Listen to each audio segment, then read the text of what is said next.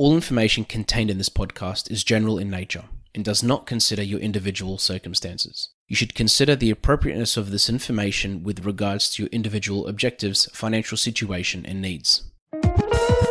Welcome to Sharing More Than the Sheets, a podcast to help you and your partner make better financial and lifestyle decisions so that you can both focus on the things that you love.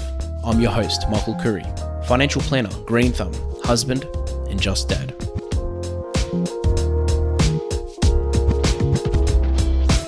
This episode is part of a series in which I will be interviewing experts in the field of property, whether purchasing a family home or an investment. The series is designed to assist you in making better and smarter property decisions. When buying a property or a block of land, there are so many things to consider as part of your due diligence. There's, location, there's council things, there's restrictions, there's all these different parts. But one of the biggest points that's overlooked so many times is the flooding aspect. So today from Stormflood Engineering, I have Martin Roushani-Zarmehri joining us. Now, Martin is a hydraulic RPQ engineer, and this is literally his specialty. Martin, thank you so much for joining us. No, thank you for having me, Michael. Yeah, no, it's such a hot topic. It doesn't matter what time of the year, we're talking about flooding, and it doesn't really matter anymore which part of Australia you're really in. But That's right. It's one of those things that really can have a serious impact on someone's life. Definitely. If a house floods, for example, we always see scenes, or we know someone that's experienced having to literally pack up their belongings and move somewhere else, and there's so much interruption to the economy and to people's families and kids and everything. Could you, first of all, just probably start by explaining, a little bit about your business, a little bit about what you do and what got you into this specialty? Because I don't know anyone in high school that said that when they grow up, they wanted to be a storm flood engineer. So, if you could probably start with that, I think that would be good. Definitely. So, yeah, you're definitely right. Even in myself, I don't think I ever said I wanted to be a flood engineer. And to be honest, it just came from an evolution from a civil engineering background and development background, and then getting into flooding. And like you were saying before, you got, all the social and financial and psychological impacts that happen from floods. And every time we have a big flood event, everyone sort of gets reminded about, the devastation that it can occur. And so it's interesting. It's good to be on the podcast because I guess a lot of people, especially in the past, definitely last year, 2 years, with with all the house prices and rushing to buy property, a lot of people are missing out on looking at all the overlays and all the risks that are associated, such as flooding. So coming back, it's the business that I run, Stormflood Engineering. It's a Brisbane-based engineering firm. I myself am a flood development engineering professional. We provide assistance in like the flooding and stormwater management side to development professionals mostly, but then the other side of our business is also helping the mums and dads of the world to help identify their flood risks, determine their building and development potentials, prepare all the modeling and reporting required for building certifiers and in most cases development applications to council. So we work mainly Southeast Queensland, Far North Queensland, Central Queensland, Northern New South Wales area. So and I guess myself, I've been in the development, construction, engineering industry for over 10 years now, and I've been involved in at least over 1,000 development applications. So I've seen a lot already. It's one of those things, like when I think of flooding, looking at these things, to me the obvious points pop out. When I think about the benefits of consulting someone like yourself, because the first part is you don't want to have to move into a house and move everything back out 6 months later when the place gets flooded. And there's the interruptions and there's everything else as well that comes with that. But what are some other reasons that somebody should consult someone like yourself compared to, I don't know, just calling up the council or just asking the Yeah. neighbours to say, hey, what floods around here? Yeah. So definitely, I mean, it's good to talk to a neighbor, but never take their word for it because majority of the time they say, "Oh, we've never seen a flood happen here," but that's not the point of a flood map. It's just to demonstrate the risks that could occur on your property. The council, councils are pretty helpful, but typically they'll just say to you, "Look online." Like essentially, all the Southeast Queensland councils now have flood mapping available online, so they will pretty much push you in that direction straight away. If it's more difficult, they might help you out a little bit, but at the end of the day, they'll say, talk to Martin. Pretty much, they'll say, go talk to a flood engineer, a civil engineer also in some circumstances. Um, in terms of looking for what you can build, I mean, obviously town planners and building certifiers if you're just doing the building component. But yeah, I guess everyone who's looking at any form of property definitely should look at flood overlays. We've got heaps of maps online for every council. What else is there? Flood, like if you're looking to buy property, definitely look into flood insurance as well. I mean, it's an ever changing issue that's happening, I guess, in terms of there's some properties that are now uninsurable, and increasingly there are becoming more properties that are uninsurable. There's definitely rising costs, premium costs as well. So definitely, if you can get a quote from a insurance company before you look at purchasing that property to understand what sort of premiums you're going to be paying. Um, and also, I guess the biggest issue is, like one issue I see a lot is definitely a lot of prospective buyers. They think that they can essentially build whatever they want on any property, but some of the flood layers can be very restrictive, and some can just be, like you said, it could just be a little bit of overland flooding in the backyard, and that's just something to consider, for example. But it wouldn't be a showstopper in some scenarios. So every site's different.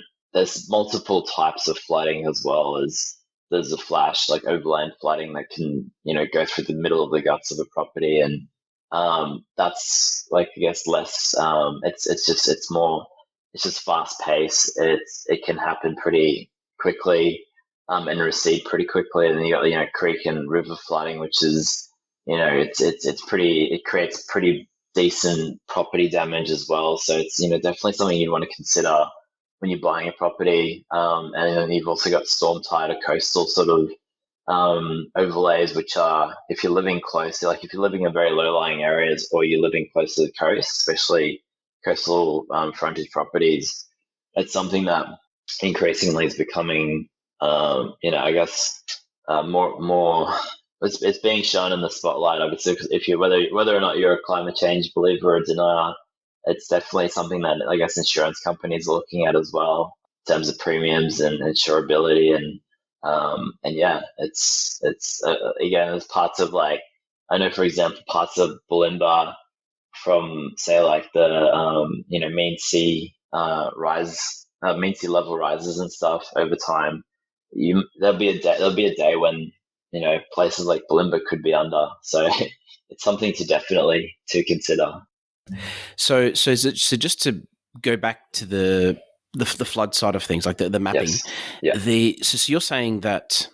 So with councils, like obviously there's flood mapping, and you could look at a map and it shows you your property and it shows you what part of that property can flood. But from when it comes to talking to yourself, how is that different? Because the way I understand it is you'd be able to explain the severity of that flooding, or essentially decode what that actually means. Because I'm assuming the data on those in those maps they're very general, and they don't get into detail as to what type of flooding exactly is that going to be, or how severe it could be as well. Definitely. So, yeah. So that's right. So essentially, council would give you just most of the time they'll give you the levels, and sometimes if you're building a house, they might tell you it just needs to be at these levels, for example. But most of the time they won't do that. They'll tell you to go and talk to, flood development professional, because essentially we would then look at, depending on the type of building that you're putting on, you might be doing a subdivision, you might be doing a commercial property. There's different rules for like for flood levels, and in terms of flood risk mitigation as well. There's different rules. A big one that's and this is probably the bread and butter of what we do, is impact assessment. So, for example, if you're building something new that on that piece of land that's pretty badly flood affected, it's essentially we have to do like what we call like pretty much like an impact assessment between an existing scenario versus a post development scenario. So, essentially, we look at how much impact do you create on that floodplain. Do you push that water onto someone else's property? These are the things that council will require throughout like a development application process for us to do, based on whatever, building information we get provided, so that we can essentially provide that information to council for them to assess it and say yes or no. So there's it's more of like the specifics of what you're going to do. Council will typically not have any interest at all in that. So they, like you said, they sort of give you these blanket, these are the flood levels, do what you will with them. But obviously, if you don't know the codes that you have to abide by, then that's where we come in, and we sort of we'll get that data, and we'll look at it, and we'll tell you, we'll advise and say these are the levels you have to build at. And then there's another part of it as well. It's essentially like, if you can't build to those levels, or you can't do something that typically is what they call like acceptable outcomes with councils' planning schemes, we essentially will provide an argument to say why we can't achieve them, provided they're within reason, that council can go, yep, someone's thought about this, external to us, and that's how they'll approve like applications and whatnot. Okay, so really, you'd come in, you'd analyze the data, decode it essentially to them to suit their circumstance. But look, this is what it means to you, Yes. and this is a way to mitigate that, or to work around it, basically. And I'm Correct. assuming when Yeah. someone's looking at buying something, you can explain to them, yep, the property looking at buying, yes, it's flood affected. However, if you're going to do this, this, and this, you're most likely going to be okay, or you're going to, eliminate a lot of the risk. But if you do Yeah, this, and this, and this, it's going to be better than doing this and that type of thing. Or you might come back and say, forget it, it's impossible to build on, or it's possible, but it's going to cost you an extra 100 grand probably, because you need to do all these extra things. correct. And I think the two, I guess one scenario that we typically see is, I'll just look at a property and say, no chance you'll get anything approved on this. Another scenario is, I'll say to the client, essentially, we'll need to run the models and see what impacts occur. And then, because from experience, you can sort of tell whether something's going to be pretty impactful or not. And like, we'll essentially give that advice, as best as we can, to say, hey, look, we think it's going to create an impact, and it's unlikely that council would accept it. Or we could say it's a 50-50, it's a roll of the dice. We'll have to run it, see what we can do, and then either you change the plans if it doesn't comply, or you essentially provide it to council and let them decide whether they want to approve it or not. And as you said, there's different types of flooding as well. So I'm assuming just because an area is a flood-prone area, it doesn't mean it's going to be treated the same as any other flood-prone area, because it depends on the type of flooding that occurs. That's right. Yeah, and even every council has calls their flooding almost something a little bit different to one another. I mean, Oh, great. yeah, so that's why it's essentially there's so much to it, I guess, in terms of where the data comes from for each council. And mind you, in the background, every council is always looking at updating their flood studies. So, for example, like you might have a flood map shown this year, and then in 5 years' time, could look completely different over your property, based on updates that council have been undertaking through external flooding engineers as well. And they've updated those maps, and by the time they bring it back into the planning schemes, that flood mapping could change again. So it's a dynamic process, and I think that's why I guess the realm of flood engineers, it's evolving, it's changing. We never used to really have flood engineers. Say 10 years ago. I mean, there's always been flood engineers, but there's never been ones in capacities such as myself that we're constantly having to look at what's changed and be able to advise sort of on the fly in some scenarios. So yeah, and I think especially from 2011 onwards, like say Brisbane definitely changed their planning scheme in 2014 to account for floods and how they affect people and property and all of that. So yeah, it's a never emerging field. These podcasts have been brought to you by Better Financial Planning Australia. To book a free 15-minute phone chat, visit betterfinancialplanning.com.au. Definitely, because people have lost lives, they've lost livelihoods, businesses, homes.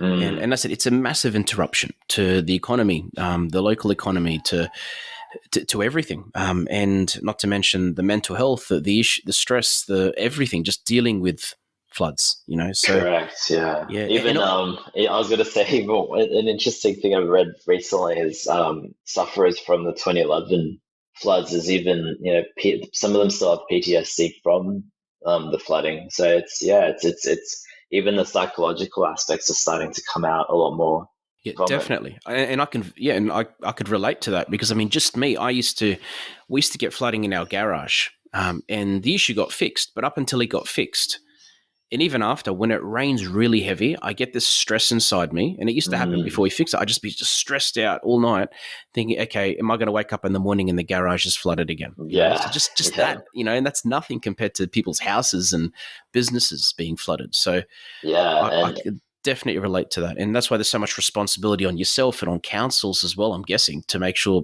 things like this are avoided if possible. Yeah, definitely. And yeah, like you said, that it's interesting, even some of the in the like the outer councils, there's areas where someone could go to bed at night and essentially there's still the high possibility that they could wake up and be in their beds and it's flooded completely within their property, and that's a very scary thought. And earlier you mentioned Bulimba. So for those listening to this in other parts of Australia, Bulimba is a suburb in Brisbane. But you mentioned something about the weather and things changing. So I'm assuming the whole flood environment is evolving, as you said, because of the environment and because of, I guess, developments that happen in that area and different changes that can happen to different, buildings being put up and demolished and land being moved around. So Yeah. I'm assuming, and you've probably seen this over the years, but I'm guessing it is an ongoing process as well. Yeah, definitely. And I think I guess the one thing that's constantly changing for us as flood modelers as well is what we adopt as, call it the downstream areas. We call it the tailwater level, for example. It's essentially where does all the water eventually get to? And so given, the mean sea level is constantly, I guess, increasing over time, places that are really close to beaches and coastal areas, the drainage there is continuously, I guess, getting worse over time, because you can't really. It's not like you can just lift the land. So even recently in Gold Coast, which is south of Brisbane, in the recent coastal events that were happening, I'd say, was it last year? Actually, no, early this year. Some of the water goes back up through the system and actually comes out of the drainage system and floods the streets, for example. So that's not something that would have been designed for 30, 40 years ago.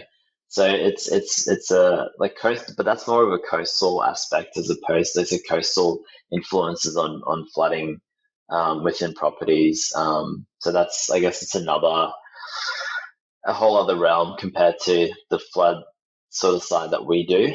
That's a bit more, I guess, call it. I can't even think of the word. I lost my train of thought there. It's all good. I do get it, and it's Yeah. because it's one of those situations where, because things are evolving, just because somebody was safe 10 years ago doesn't mean that their property is safe today, really. Yeah, correct.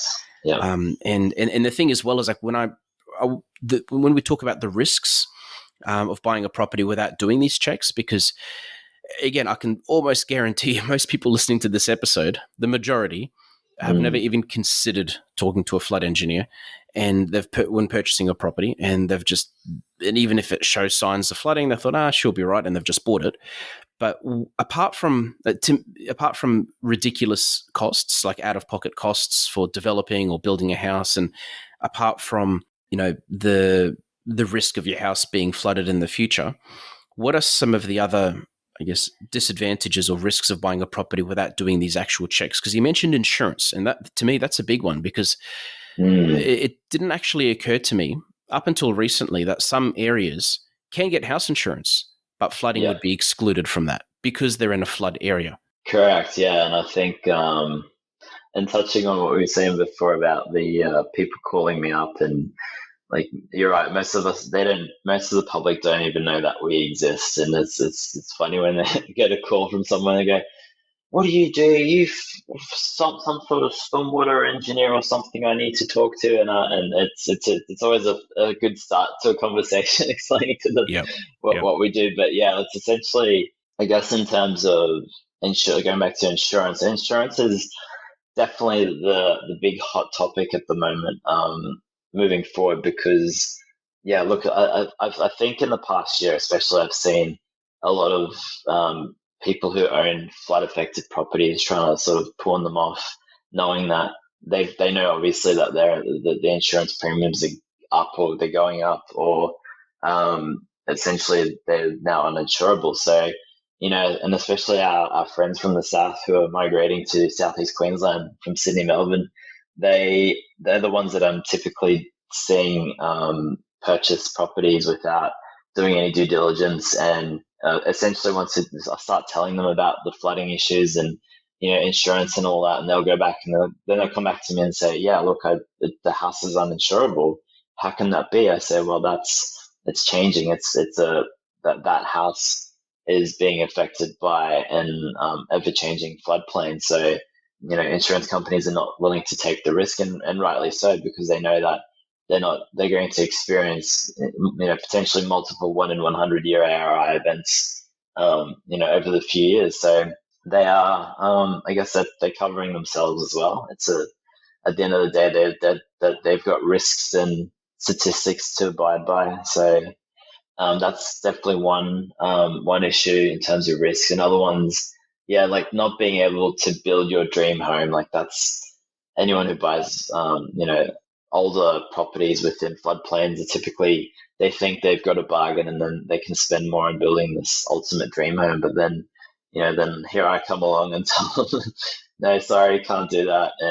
And a lot of flood affected properties have considerations for undercrofts, for example. So essentially not being able to build on beneath the actual house itself, like old Queenslander style homes. And that's usually the big one that catches a lot of people out when they realize they can't put a slab on ground. Like slab on grounds are the biggest probably no-nos in building in a highly flood affected property. So that kills a lot of dreams straight off the bat. Obviously property damage is huge. It's just, yeah, if you build in the floodplain, you've got to understand your own risks and understand how much you could lose if this particular event comes along. Have the ability to move your prized possessions and things that are valuable to you. Understand where you're going to move them, how are you going to think about the flood emergency component of it all. And then I guess the other one, which is again in more rarer cases, and it's definitely risks to life as well, life itself. And I mean, Southeast Queensland's okay with risks to life compared to, well, when I say more so like something like Brisbane and Gold Coast and things like that. But when you start going out of the city, those sort of regions, your risks to life get much higher. And the other issue is if the whole town is flooded, for example, how do you evacuate? Where do you evacuate to? Are there roads that are flood free? These sort of things become really important um, when considering purchasing a property. Like lots of people at the moment are looking at buying property out in rural areas, and because you got the work from home revolution essentially, and so they're thinking, I'll live out nice in a nice big paddock somewhere and out of the city, but then the risk is if those floods do come along, you're out of utilities, electricity. You might not be able to get to an evacuation center. You might not be able to get out of the town. Like there's a lot of other things to consider, and that's really, especially in a lot more recent floodings, it's become more apparent. Exactly, and I think the main message today as well with all that is if you're purchasing a property, talk to someone like yourself to work out any disadvantages or unexpected issues that may arise from a flood point of view. And secondly, if a block or a house or if land is flood prone, it's not the end of the world, and that there may be ways around it or ways to mitigate that risk as well. Yeah, definitely. I think first of all, if you hear that property's flood affected, I mean some people freak out as you sort of would, but at the same time, don't always be scared about the potential flooding that could occur on the site, because sometimes it might be like a more of an overland flooding issue, which you just got to be understanding and diligent about when purchasing the property. So yeah, there can be minor flooding issues, and then there's other ones. Obviously, on the other extreme is they're really badly flood affected ones, and those are the ones that, yeah, you really, I mean, yeah, you've really got to think about what can you actually do on them. Is it Yes. worth even purchasing? And yeah, and if part of that house or that block is flood prone, don't store your brand new Porsche or yeah, vintage Michael Jordan basketball cards in that area of the backyard. exactly. So, Yeah, yeah, Martin, thank you so much for joining us, mate. Can I just lastly, I just want to ask, actually, if anybody wants to get in contact with you, what would you say is the best way for them to do that? Yeah, either just go to www.stormfloodeng.com. You can send me an email at martin@stormfloodeng.com. Typically, if you send an email saying, this is the property I'm looking at, can you give me any initial advice? Yeah, we're more than happy to give you a quick rundown, and then yeah, we can go from there. If you decide to build a house or put in a DA, it's sort of we know sort of where you have to go, whether you have to go back to a town planner to discuss a development application, or if sometimes it's just a building certifier, they'll say we require a flood report, and we can then advise whether it's a straightforward one or whether we still have to go through a development application process. So yeah, it's more than happy to assist anyone that's looking to develop. So Yeah. No, thank you so much, Martin. And I can tell you're passionate about the topic. Even before this podcast started, we were talking on the phone, and I can just tell that you're very passionate about the topic and making sure that people are informed and they know these things, because you don't know what you don't know. And I relate it to financial advice. Some people think yeah, you should be right and everything's okay, but no, once you start talking to someone, it's like, well, hold on a second, this isn't yeah. done right, or this should be looked at, or, you can't just ignore this, or yeah, you could ignore this, but this is the risk of what's going to happen. So Yeah, definitely. I think yeah, it's something that it's over time. I've just seen the worst things come out of it, and it drives me more to help people, because it's you could spend hundreds of thousands of dollars, and then realize you've purchased a lemon that you can't do anything with, and that's pretty heartbreaking. I wouldn't want that to happen to me. So yeah, no, definitely not. And lastly, I like to finish all my episodes off with a dad joke. I've been practicing them lately with the kids, yeah, but the problem is that they keep missing the punchline. yeah.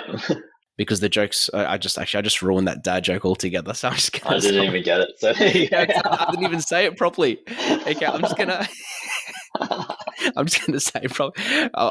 What I'll say is I keep telling my kids jokes about boxing, right. but they keep missing the punchline.